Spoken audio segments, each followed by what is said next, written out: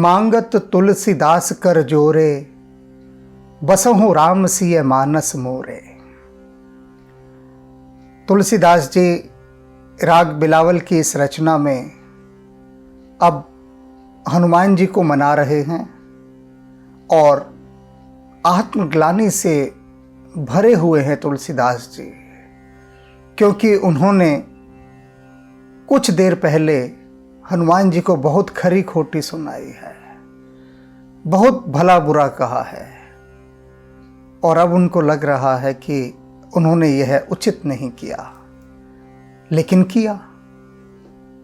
अब किया तो हनुमान जी को सफाई दे रहे हैं कि मैंने आपको क्यों इतना क्रोध किया, इतनी खरी खोटी सुनाई, इतना कुछ उलाहना दिया।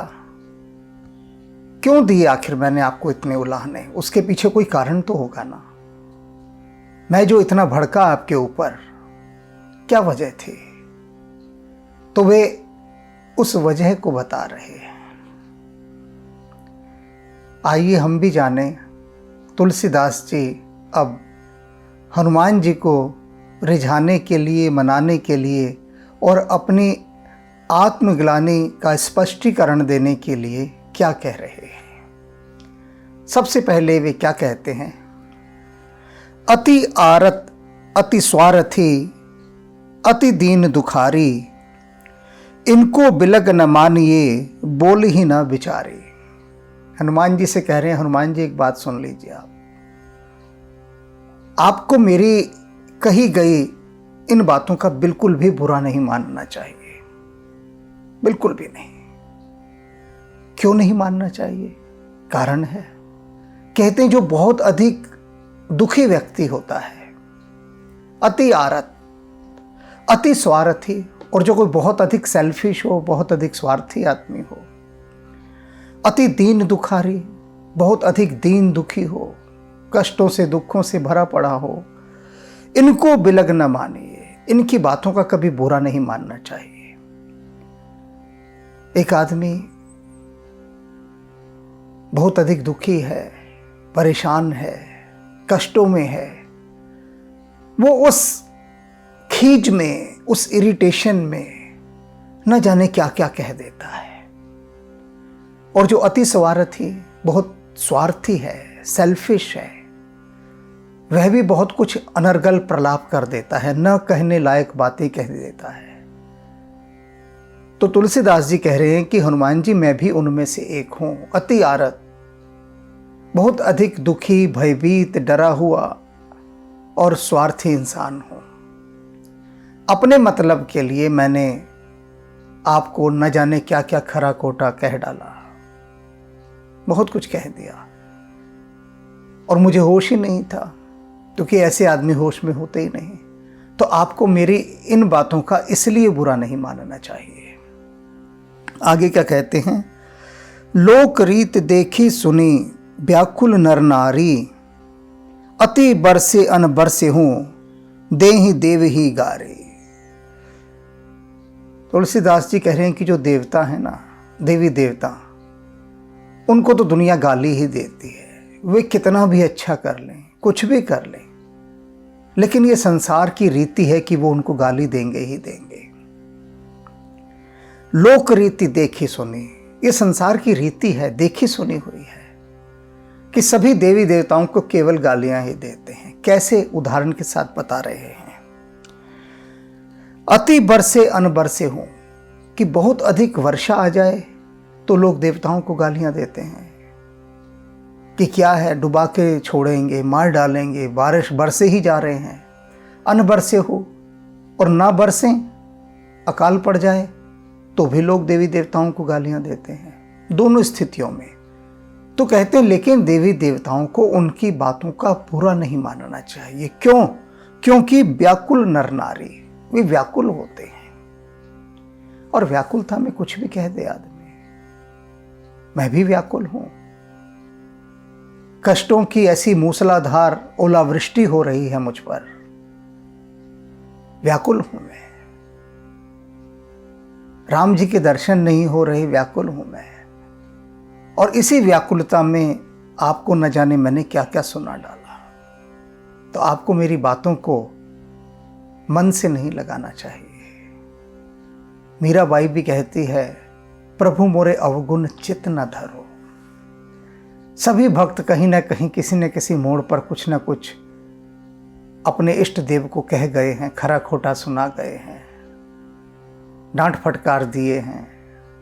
तब बाद में कहते हैं, प्रभु मोरे अवगुण चित न धरो, कि हम में तो अवगुण ही अवगुण है। आप उनको दिल से न लगाइए, अवगुण चित न धरो। और यही बात तुलसीदास जी यहां कह रहे हैं। नाक ही आए नाथ सो सांसती भय भारी। कहते मैंने क्यों कहा आपको इतना सब भला बुरा। कहते ये जो कलयुग है ना, इसने मुझे नाको चने चबवा दिए। सांस लेना मेरा दुश्वार हो गया, ऐसी बुरी हालत हो गई। और आपके होते हुए आश्चर्य की बात तो यह है कि आपका वरद हस्त मेरे सिर पर है, आपने मुझे अपना दास स्वीकार कर रखा है। उसके बाद भी इतना दुस्साहस कलयुग का कि वो मुझे सताए, ये माया मुझे सताए, ये संसार के लोग मुझे सताएं आपके होते हुए। तो जब इतना नाको चने मुझे चबाने पड़ रहे और सांस पर मेरी बनाई, तब जाकर मैंने आपको इतनी खरी खोटी सुनाई। कहीं आयो, इसीलिए मैं कहीं आयो, इसीलिए आपको मैंने बहुत कुछ उल्टा सीधा कह दिया। परेशान था, दुखी था, और उसमें बहुत कुछ मैं आपको कह गया। तो अब क्या करें कि भी क्षमा, अब आप मुझे क्षमा कर दीजिए, माफ कर दीजिए। निज ओर निहारी, और मेरी तरफ प्रेम पूर्वक देखिए, अपनी कृपा दृष्टि डालिए। समय साकरे सुमरिए समर्थ हितकारी। कहते हैं कि मुश्किल समय में समय साकरे, जब मुश्किल वक्त आता है, कठिनाइयों का समय आता है, तो जो सेवक है वो अपने समर्थ स्वामी की ओर ही देखता है। जो उसके हितकारी और समर्थ लोग होते हैं, बुरा वक्त आने पर सब लोग उनकी तरफ ही देखते हैं, इस उम्मीद से कि वो उनका बेड़ा पार लगाएंगे। सो सब विधि ऊबर करे अपराध बिसारी। और वे जो समर्थ लोग होते हैं वो हर विधि से उनका उपकार करते हैं और उनके दोषों को, अपराधों को भूल जाते हैं। आपको भी यही करना चाहिए। आप सर्वसमर्थ हैं और मैंने आपको बहुत कुछ भला बुरा कहा, लेकिन संकट के समय में मैं और किसे पुकारूंगा? आपको ही तो पुकारूंगा ना। तो आपको मेरी सब भूलों को अनदेखा करके मुझ पर अपनी कृपा करनी चाहिए, अपना सहयोग देना चाहिए। बिगड़ी सेवकी ही सदा साहिब ही सुधारी। कहते हैं सेवक के सारे दोषों को, बिगड़ी हुई बात को उनका साहिब ही सुधारता है। तो आप मेरे साहब हैं, और इस सेवक पर जो मुसीबत आ गई है, जो कष्ट आ गए हैं, उन्हें कौन सुधारेगा, कौन ठीक करेगा, कौन उनसे पार लगाएगा?